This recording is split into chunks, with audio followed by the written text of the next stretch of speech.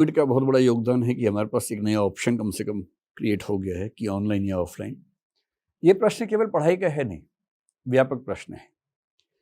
जैसे आजकल टेलीमेडिसिन भी उपलब्ध है। अगर आपकी तबीयत खराब हो, आप डॉक्टर से ऑनलाइन अपॉइंटमेंट ले सकते हैं। वीडियो कॉल पे बता सकते हैं कि मेरे सिर में दर्द है। वो वीडियो कॉल पे आपके सिर को क्लोजअप में देखेगा कि कहाँ दर्द है, आप दबा के दिखाएंगे। वो कहेगा थोड़ा इधर दबाओ, फिर आप इधर दबाएंगे, फिर इधर दबाएंगे, यहाँ दर्द है, यहाँ दर्द है, यहाँ दर्द है, नहीं दर्द है। फिर वो अंत में कहेगा कि लगता है कि कोई नाम बोलेगा अच्छा सा तकनीकी नाम कि लगता है आपको ये हो गया है, तो इसके लिए आपको दवाई मैं अभी लिख के व्हाट्सएप कर रहा हूँ, आपको दवाई खरीद के खा लीजिए। आपको इलाज तो मिल ही गया, पर अधिकांश मामलों में संतोष नहीं मिलता है। लगता है कि ठीक से दबा के देख ले सिर तो ज़्यादा सही डायग्नोस कर पाएगा। फिर आप चाहती हैं कि डॉक्टर के पास जाऊं, डॉक्टर आमने सामने बैठ के बातचीत भी करे और जो भी चेकअप्स करने के बाद फिर बताए कि मुझे कौन सी दवाई की ज़रूरत है। ये सिर्फ यहाँ नहीं है, ये हर फील्ड में है। डेटिंग आप लोग ज़रूर करते होंगे, आजकल कोई ना कोई ऐसी ऐप यूज़ करते होंगे। टिंडर यूज़ करते होंगे आप लोग जनरली ना, या हिंज यूज़ करते होंगे शायद। मुझे किसी बच्चे ने बताया कि ये 2 ऐप्स ज़्यादा चल रही हैं इस समय।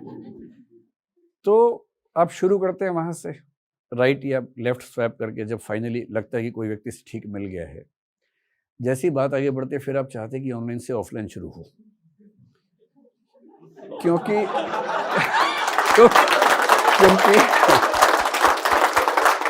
क्योंकि ऑनलाइन डेटिंग में ना जीएस की पढ़ाई टाइप तो हो जाता है, लेकिन वो इमोशंस ठीक से कन्वे हो नहीं पाते। वो फिर ऑफलाइन मिलके पेड़ की छाँव में बैठ के जो बात बनती है, आप पेड़ की छाँव में बैठे हैं, आसपास कोई घूरता हुआ निकले वहाँ से, उसको हैंडल करते हुए प्यार के चैलेंज को संभालना, ये बड़ी बात होती है। ऑनलाइन में क्या दिक्कत है, लेकिन उसमें आनंद भी नहीं है। ऐसी पढ़ाई में भी है। ऑनलाइन बहुत बढ़िया चीज़ है 2 तरह के लोगों के लिए। ऑफलाइन शायद सभी के लिए बेहतर है। ऑफलाइन मैं क्यों आपको कह रहा हूँ कि ऑफलाइन का क्या मज़ा है। मेरी शुरू से ये धारणा रही है कि कोई अच्छा कॉलेज इसलिए अच्छा नहीं होता कि वहाँ टीचर्स अच्छे हैं, वो इसलिए अच्छा होता है क्योंकि वहाँ बच्चे अच्छे होते हैं। और ये बात एजुकेशन में स्थापित सिद्धांतों में से एक है कि कॉलेज जाने वाला बच्चा, स्कूल जाने वाला बच्चा कम से कम 2/3 से 3/4, 66 से 75% के बीच में टीचर से नहीं सीखता है, क्लास में नहीं सीखता है, वो माहौल से सीखता है, बाकी बच्चों से सीखता है, उनसे कंपटीशन करके सीखता है। फिर जब बच्चों में झगड़ा होता है, पहली बार सिर फूटता है, तब उसको रियलाइज़ होता है कि झगड़ा होना क्या है, सिर फूटना क्या है। जब 10-10 बच्चे टीम बना के खेलते हैं तो रियलाइज़ होता है कि टीम बिल्डिंग क्या है, टीम में कैसे काम करना है। ये सारी चीज़ें आप ऑनलाइन में सिखाना चाहें तो ये असंभव जैसा मामला है। जब तक आप एविटर बन के उस वर्ल्ड में ना जाएँ जो इसका वर्ल्ड है, ये मार्क जुकरबर्ग वाला वर्ल्ड जो है, उसमें शायद हो आगे चलकर तो हो। क्या बोलते हैं उसको? मेटावर्स। हाँ, जब तक मेटावर्स ना आए तब तक कहना मुश्किल है। उसके बाद भी कितना सुकून मिलेगा, मैं तो पुरानी पीढ़ी का आदमी हूँ, मुझे कम सुकून महसूस होता है। आपको शायद हो जाए, आपको ना हो तो आपकी अगली पीढ़ी को शायद हो जाएगा, लेकिन अभी तक तो होना मुश्किल है। ठीक वैसे ही जब कोई बच्चा ऑफलाइन क्लास में आता है, दिल्ली पढ़ने के लिए मान लीजिए, दिल्ली में केवल क्लास नहीं होती है, दिल्ली एक पूरा पैकेज होता है। वो बच्चा गाँव से, कस्बे से आया है, पहली बार वो दिल्ली में खुलापन देखता है, नई चुनौतियाँ देखता है। एक खराब से इलाके में खराब सा सीलन भरा कमरा लेके रहता है किराए पे। उसको पहली बार समझ में आता है कि ज़िंदगी ऐसी भी हो सकती है। ऐसे कमरे में जहाँ आसपास बदबू भी आती हो, वहाँ रह के तपस्या करनी पड़ती है। वहाँ वो तपस्या करना सीखता है। फोर्टिट्यूड जिसको हम बोलते हैं, परसिवियरेंस जिसको हम बोलते हैं, परसिस्टेंस जिसको हम बोलते हैं, वो गुण उसके अंदर वहाँ डेवलप होने शुरू होते हैं। और फिर वो लगातार बहुत सारे ऐसे बच्चे जो उसके आसपास से कॉम्पीट करें, उनको देखते हुए, उनसे बात करते हुए, पर्सनैलिटी ग्रूमिंग के प्रोसेस में रहते हुए, उनसे लड़ते हुए, सीखते हुए, कॉम्पिटिशन करते हुए आगे बढ़ता है। कभी डिप्रेशन भी होता है, उसी में से कुछ दोस्त बनते हैं जो उसको संभालते हैं, कभी वो किसी को संभालता है। फिर इस उम्र में आकर्षण भी होते हैं, वो आकर्षण ऑनलाइन नहीं चल पाते हैं, आकर्षण ऑफलाइन ही चल पाते हैं। ये सारी एक दुनिया है। ये 21 से 23-24 साल की जो उम्र है जिसमें आपको एग्ज़ाम देना होता है, ये एग्ज़ाम केवल एग्ज़ाम की उम्र नहीं है, ये उम्र बहुत सारी चीज़ें करने की उम्र होती है। और वो सारी चीज़ें तभी मिलेंगी जब आप एक ऐसे माहौल में होंगे, एनवायरनमेंट में होंगे। वरना कॉलेज में ऐसा क्या पढ़ाया जाता है? मेरी तो बड़ी सामान्य समझ है कि ह्यूमैनिटीज़ में जो आम तौर पे कॉलेज में पढ़ाया जाता है, उतनी पढ़ाई कोई समझदार व्यक्ति 1 साल की पढ़ाई 1 महीने में आराम से कर सकता है, अपने घर बैठ के कर सकता है। लेकिन तब भी हम बच्चों को कॉलेज भेजते हैं, क्योंकि कॉलेज केवल क्लासरूम एजुकेशन नहीं है, एक टोटल पैकेज है। ऑनलाइन में क्या है, कुछ और फायदे हैं। ऑफलाइन में क्लास चल रही है, आप बीच में नहीं समझ पाए तो बात खत्म हो गई, आप 2 दिन नहीं आ पाए तो बात खत्म हो गई। आप टीचर से ये नहीं कह सकते फिर रिपीट करो मेरे लिए, ये नहीं कह सकते। ऑनलाइन में आपको सुविधा है, आप एक क्लास को 4 बार सुन लें, बीच में ब्रेक दे दें, कस्टमाइज कर लें, 1.25x पे सुन लें, स्पीड बढ़ा के सुने, स्पीड कम करके सुने, रिपीट करके सुने, एक बात को रुक रुक के सुने। ये सारे ऑप्शंस ऑनलाइन में ऑफलाइन में नहीं होते हैं।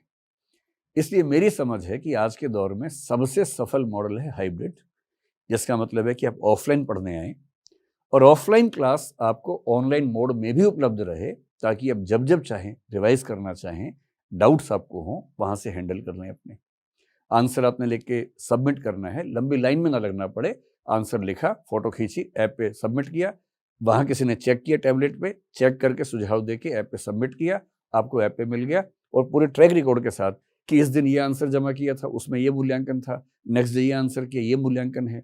ये जो एनालिटिक्स हैं ये ऑफलाइन में नहीं बन पाते हैं, ऑनलाइन बन जाते हैं। लेकिन 2 तरह के बच्चों के लिए ऑनलाइन बहुत अच्छा विकल्प है। ऐसे कई लोग यूपीएससी में आते हैं जो कहीं नौकरी कर रहे हैं, मान लीजिए यूएसए में हैं, यूके में नौकरी कर रहे हैं या बेंगलोर में नौकरी कर रहे हैं। नौकरी ऐसी है कि वो चाह के भी दिल्ली नहीं आ सकते, और जिस शहर में है वहाँ कोई अच्छा इंस्टीट्यूट नहीं है, और पढ़ना उनको इंस्टीट्यूट से ही है मान लीजिए। अब उनके पास कोई रास्ता ही नहीं है, वो नौकरी छोड़ के 1-2 साल के लिए आए, ये भी संभव नहीं है, उनका परिवार टिका हुआ उनकी सैलरी पे, वेतन पे। उनके पास एक ही तरीका है कि वो ऑनलाइन क्लासेस करें। और क्योंकि ये लोग आमतौर पे वो हैं जिनको एक्सपोजर की दिक्कत नहीं है, वो नौकरी कर रहे हैं, पहले से एक्सपोजर उनको अच्छा खासा मिला हुआ है, क्योंकि उनको एक्सपोजर की दिक्कत थी नहीं, उनको केवल पढ़ाई से मतलब है जो क्लास में हो रही है, और वो ऑनलाइन मिल गई उनको। तो नौकरी पेशा लोगों के लिए ऑनलाइन एक बड़ा वरदान है। इसी तरह से छोटे गाँव में, छोटे कस्बे में कुछ बच्चे ऐसे हैं जिनके फाइनेंशियल कंस्ट्रेंट्स हैं, जिनके साथ वो नहीं उतना खर्चा कर सकते। दिल्ली में पढ़ाई का खर्चा उतना नहीं है, दिल्ली में रहने का खर्चा बहुत ज़्यादा है। आप 2 साल तक या उसके बाद और पढ़ाई को मजबूत करने के लिए मान लीजिए 1 साल और रहते, 3 साल तक हर महीने दिल्ली में रहना मजाक नहीं है, बहुत महंगा होता है। तो जो दिल्ली में नहीं रह सकता, पढ़ नहीं सकता है दिल्ली में आके, या जयपुर में, इलाहाबाद, लखनऊ, कहीं भी मान लीजिए, कम से कम उसको दिल्ली के क्लासरूम में जो पढ़ाया जा रहा है वो एग्जैक्टली वैसा का वैसा घर बैठे मिल गया। ये ऑनलाइन का वरदान है। तो मुझसे जब भी कोई पूछता है कि ऑनलाइन बेहतर है कि ऑफलाइन, मैं सीधी सी बात कहता हूँ, यदि आप नौकरी पेशा हैं तो नौकरी छोड़िए मत, ऑनलाइन पढ़ लीजिए। यदि आप दिल्ली या कोई बड़ा शहर अफोर्ड नहीं कर सकते हैं तो ऑनलाइन पढ़िए आराम से, कम 1-2 साल एक बेसिक आइडिया हो जाए, उसके बाद 6 महीने दिल्ली आ जाइए एक धार लगाने के लिए अपनी तैयारी को। पर यदि आपके पास समय भी है और यदि आप फाइनेंशियली मैनेज भी कर सकते हैं और किसी बड़े शहर में या दिल्ली में आके पढ़ सकते हैं, तो ऑफलाइन या हाइब्रिड से बेहतर कोई दूसरा विकल्प नहीं है। चाहे वो मेडिसिन हो, चाहे इश्क हो, चाहे पढ़ाई हो, हर चीज में ऑफलाइन ऑफलाइन होता है। ठीक सर नमस्कार, नमस्कार। मेरा नाम श्रेया है जी। सर। यूपीएससी के विद्यार्थियों का एक सबसे बड़ा कंफ्यूजन होता है कि संस्थानों का चुनाव कैसे करें। जी। जो बहुत बड़े हैं, फेमस हैं, वो उनके बजट में नहीं है, और जो उनके बजट में है, अफोर्डेबल है, तो एक धारणा बनी हुई है कि ये वो उस लेवल का इन डेप्थ नॉलेज या वो माहौल जो उन इंस्टीट्यूट्स में मिल सकता है वो नहीं मिल पाएगा। ऐसे में बीच का रास्ता क्या हो सकता है ऐसे विद्यार्थियों के लिए? अब क्योंकि इस मामले में खुद भी एक पार्टी हूँ तो अच्छा तो नहीं लगता कि मैं इसका जवाब दूं, क्योंकि मैं जो भी जवाब दूंगा उसमें बायस आप देख पाएंगे, शायद बायसनेस का स्कोप बनता है इसमें। और मेरी सामान्य समझ इस मामले में ये है कि बजट भी एक पक्ष तो है ही। ऑफलाइन में जो सेंटर्स काम करते हैं उनका खर्चा बहुत ज़्यादा है। मुझे नहीं पता कि आप इस बात को कितना अप्रिशिएट कर पाएंगे, रियलाइज कर पाएंगे। अगर आप फाइनेंस के व्यक्ति हों या आपने स्टार्टअप्स की इकोनॉमी को समझा हो तो आप समझ पाएंगे कि वो स्टार्टअप चलाना आसान काम नहीं होता है, बहुत मुश्किल होता है। हमारे साथ क्या है, ह्यूमन कॉन्शियसनेस में क्या है कि हमें दूसरों की इनकम और अपने खर्चे बड़े होकर दिखते हैं, और दूसरों का टर्नओवर हमें लगता है कि भाई इसकी रियल इनकम है, खर्चा तो होता ही नहीं होगा इसका। हमें कई लोग कहते हैं कि आप कितनी फीस है, क्या करते हो इतनी फीस का। उन्हें यह भी समझाना व्यर्थ है कि जितनी फीस है उसमें 18% सीधे जीएसटी है। उन्हें यह भी समझाना बड़ा मुश्किल काम है।